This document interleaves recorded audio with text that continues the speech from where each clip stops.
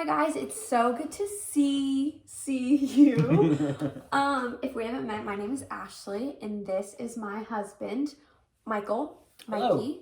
And we just wanted to hop on here and chat with you guys just for a couple minutes about some of the things that the Lord has been teaching us amidst everything going on in the world right now. Yeah. It's kind of like one big line we've realized. It's like, I feel like we're all just waiting in a line. The longest line ever. Like, we went to Disneyland not too long ago, and I don't know if you guys have ever been to Disneyland, but there's just lines everywhere. And when you're waiting in a line for a ride, you're just there for what feels like forever. And there's so many people around you who are also waiting forever. And it might be rainy, it might be sunny, but you just really don't know what to expect. There's wait times. They tell you how long it's gonna last. But those are usually lies. Sometimes they're right, sometimes they're wrong. Yeah, so like you could be waiting in line for 40 minutes or for 40 years. You don't even know. And then you get to the end of the line and you get to go on the ride and then you walk off. And I think every time that we waited forever, we were like, oh, when will this end? We walked off the ride, we're like, totally worth it. Yeah, like I could do it. Like you look back on it, you're like, yeah, that was fine. Right, but waiting in line is still boring. You don't know how long it's gonna go. I get like eager and anxious because you're just kind of waiting. Yeah. And honestly, thinking about all things quarantine, I'm like, gosh, this just feels like the longest line of my life. And I understand that right now we're all sort of waiting on different things. But I just would bet that for each of us, it feels like there's something that we're waiting for. Maybe you're waiting for any chance to leave the house. I really look forward to grocery shopping nowadays. She used to hate it. Maybe you're waiting to hear about whether or not you're going to get to have a graduation ceremony. Maybe you're waiting for summer to start so that you don't have to do online school anymore because it's just awful. Maybe you're waiting for United to start again. Maybe you're waiting for Go Camp. Maybe you're waiting for your parents to finally say that you can leave the house. But ultimately, I know that all of us are just waiting for this to be over and for life to return to some degree of normal. But here's the encouragement that we really want to offer you today.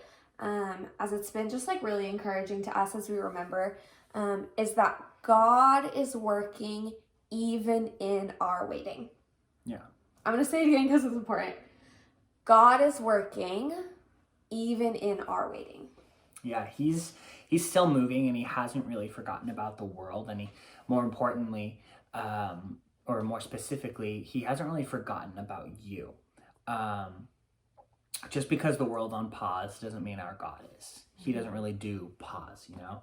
I don't know if you've noticed God working in the world in any new ways lately, but even for myself, I find that the Lord is teaching me about a lot of things in this season.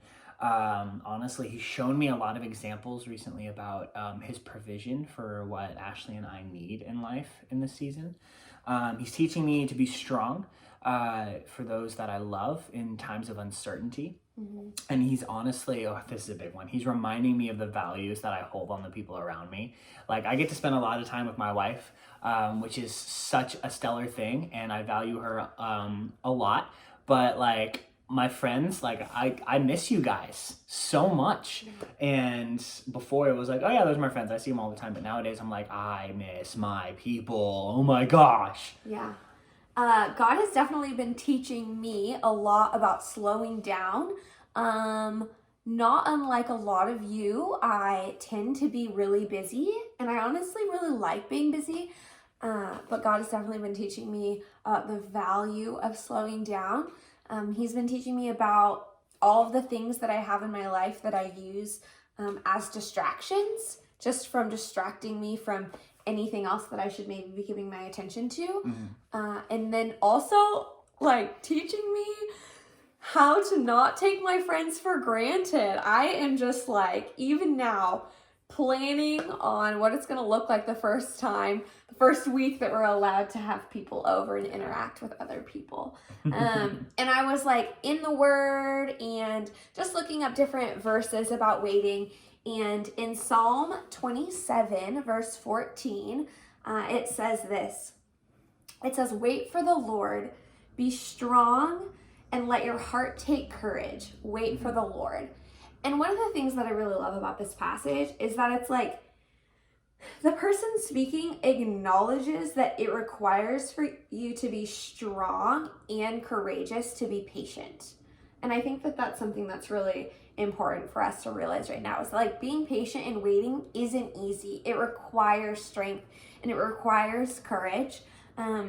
But again, just as we remind ourselves that even in the waiting, God is moving. He's teaching us. He's wanting to teach every single one of us things about ourselves, things about Him, things about the world. Yeah. And He still wants to use us. So the question that I have for you is, how can you be a part of God's work in the waiting? And there's two ways that we want to challenge you. One is pay attention. We want to encourage you to take some time and pray and ask the Lord to show you how He's moving and what He's doing. Are there things that you're learning in this season? Are there things that you're noticing in the world around you that are good, right? Like families are getting outside together. People are finding new ways to spend time together. People are getting creative. I feel so strongly that the Lord is doing lots of things, but I want to encourage you to ask God to show you what those things are. But then second is look for ways to encourage the people around you who are also waiting.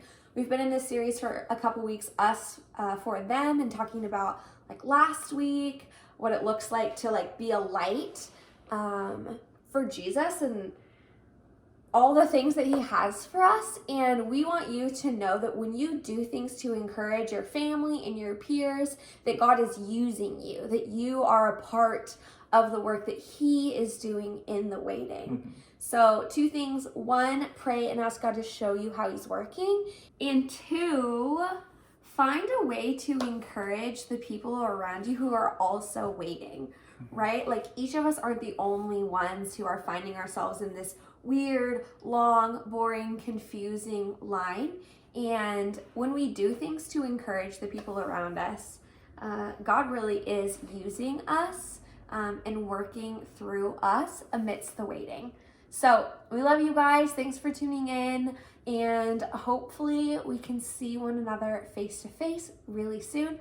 But in the meantime, we love you. And don't forget to join your small groups and participate in all the things that we have going online. Bye, guys. See ya.